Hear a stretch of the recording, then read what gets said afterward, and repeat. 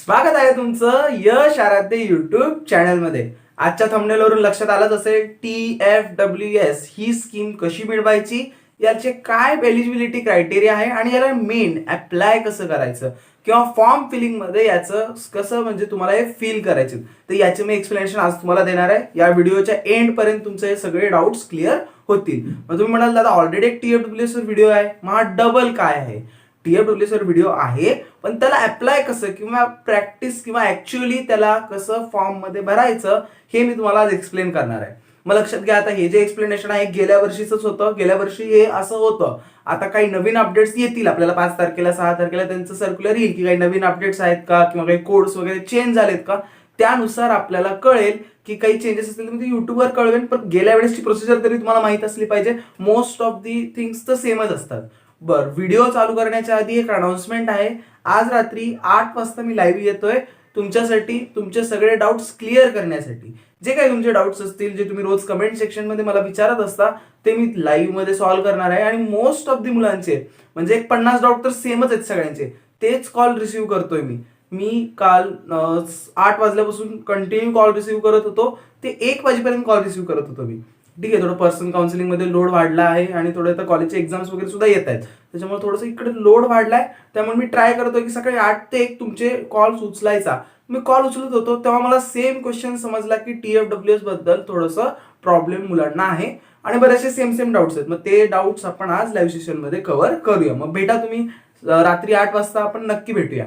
त्यानंतर ठीक आहे, TFWS tuition fees waiver scheme ही जी स्कीम आहे, लक्षात घ्या, सगळ्या कॅटेगरीच्या मुलांसाठी ही स्कीम अवेलेबल आहे.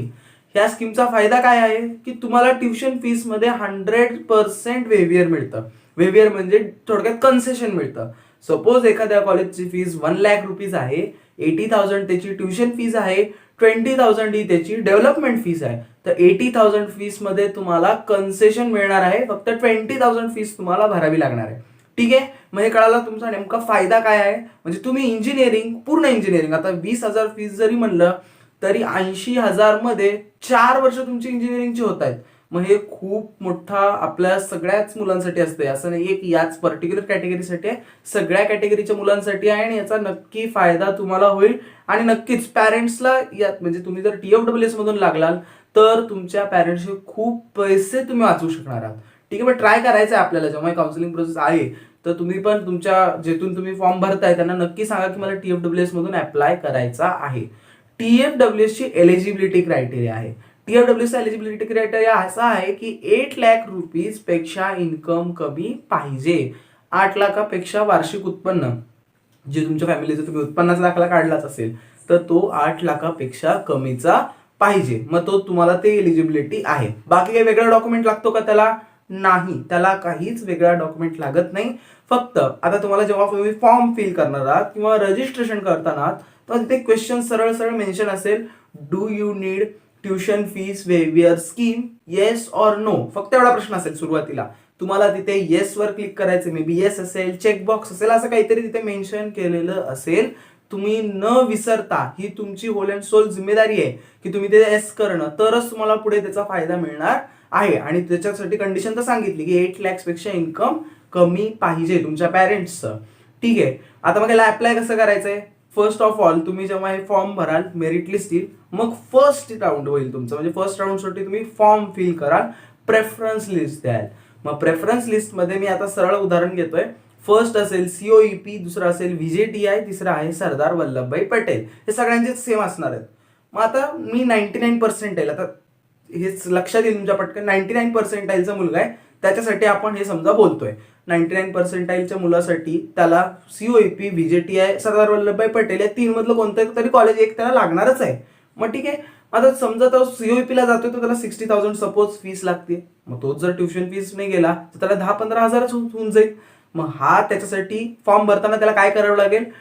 लक्षात घ्या, कॉलेजला कोड्स दिलेले आहेत. एक एवढे मोठे महाराष्ट्रामध्ये जेवढे कॉलेजेस आहेत त्यांना एक एक कोड दिलाय, एका त्यांच्या ब्रँचला कोड दिलेला आहे. तो कोड काय आहे की एक नंबर आहे, थोडक्यात तो नॉर्मल असं एक नंबर असतो. तो नंबर तुम्हाला लक्षात ठेवायचा. हे कोड्स कुठे मिळतात? DTEच्या ऑफिशियल वेबसाईटवर हे कोड्स तुम्हाला मिळतात. जर ह्या वर्षीचे कोड्स पब्लिश झाले असतील तर मी तुम्हाला डिस्क्रिप्शनमध्ये लिंक प्रोव्हाइड करतोय. आणि सध्या नसतील तर जेव्हा आपल्याला अवेलेबल होतील तेव्हा मी तुम्हाला वेगळा व्हिडिओ बनवून यावर त्याचे कोड्स तुम्हाला प्रोव्हाइड करेन. मग ठीक आहे, कोड्स जेव्हा तुम्ही लिस्ट बनवताय, जी मुलं घरी घरी प्रेफरन्स लिस्ट बनवण्याचा प्रयत्न करतायत त्यांनी कॉलेजच्या नावासमोर त्याचा कोड पण मेन्शन करायला आत्ताच तसे प्रिपरेशन करा. कारण तुम्हाला ते जेव्हा तुम्ही कॉम्प्युटरमध्ये जाल तेव्हा ते तुम्हाला सर्च करायचं असतं कॉलेज, किंवा दुसरं ऑप्शन असतं सरळ कोड टाका, त्या कोडनं पटकन कॉलेज फाइंड आउट होतं. मग जेव्हा हे TFWS चा वेगळा कोड असतो, सपोज COEP कॉम्प्युटर ब्रँच त्याचा एक वेगळा कोड आहे, COEP computer branch same code त्याच्या आधी T असतं, फक्त T स्टँड्स फॉर TFWS.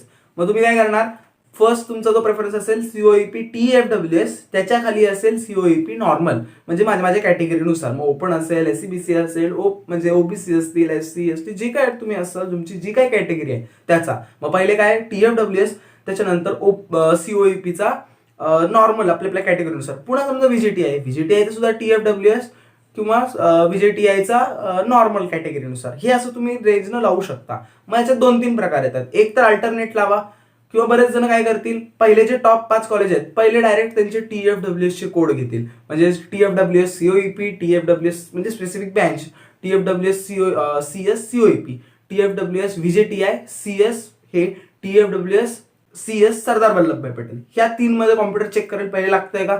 लागत असेल तर तुम्हाला ती सीट अलॉट होईल, वेल अँड गुड. आणि जर नसेल लागत तर तुम्हाला कॉम्प्युटर पुन्हा थर्ड झाला, फोर्थला नॉर्मल असतील तुमच्या कॅटेगरीचे, COEP नॉर्मल म्हणजे CS नॉर्मल तुमच्या कॅटेगरीचा, VJTI CS नॉर्मल. जे नॉर्मल म्हणतोय म्हणजे ते काही वेगळा नॉर्मल वगैरे शब्द नसतो, ते डायरेक्ट असतं, फक्त TFWS ला T मेन्शन केलं. असे याच्यात वेगवेगळे प्रकार आहेत.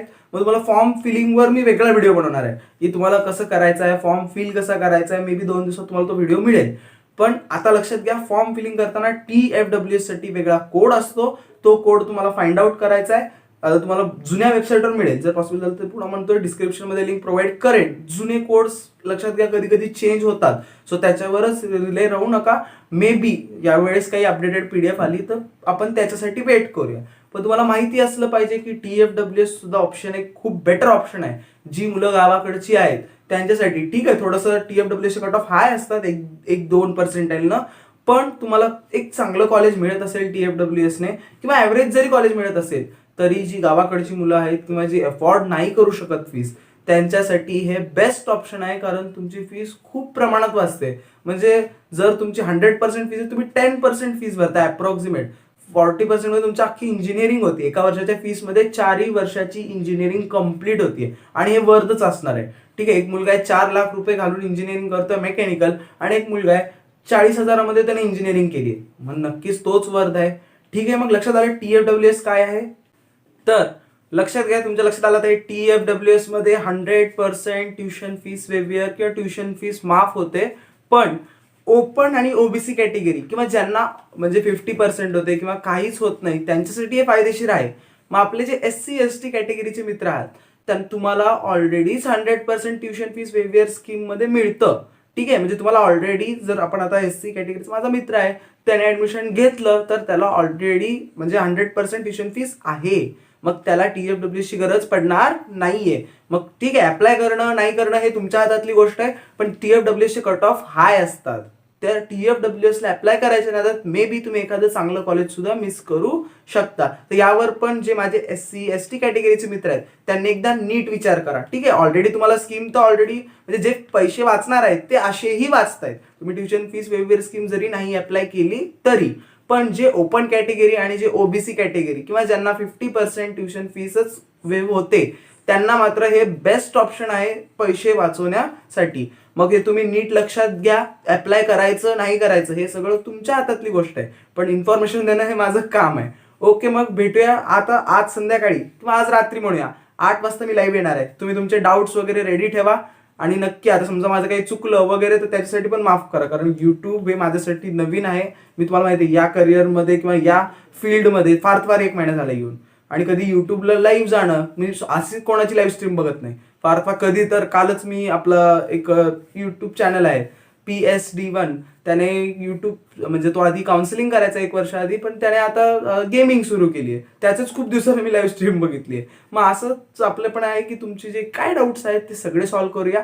भेटू मग आपण 8 वाजता. पण तुम्ही तुमचे डाऊट्स आत्ताच तयार ठेवा, चॅटमध्ये मला सांगा, जे काही डाऊट्स असतील ते आपण नक्की क्लिअर करूया. मग TFWSचा आताच विचार करून ठेवा, कोड्स वगैरे काढून ठेवा, गेल्या वर्षीचे असतील तरी ते चालतील. नेक्स्ट इयर म्हणजे आता या अकॅडमिक इयरला समजा काही नवीन कोर्स आले तर मी तुम्हाला ते नक्की प्रोव्हाइड करेन. ठीक आहे, मग भेटूया पुन्हा नवीन विषयासोबत 8:15 AM.